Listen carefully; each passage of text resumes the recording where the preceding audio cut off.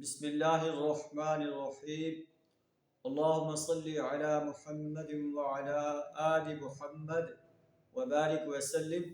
عن أنس رضي الله عنه قال كان النبي صلى الله عليه وسلم إذا دخل الخلاء قال اللهم إني أعوذ بك من الخبث والخبائث۔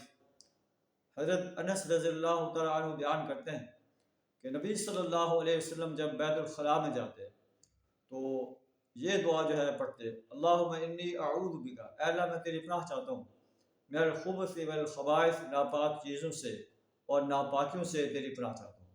اس کا ایک اور معنی جو ہے وہ کیا گیا ہے، ناپاک جنوں سے اور ناپاک جنوں سے تیری پناہ چاہتا ہوں۔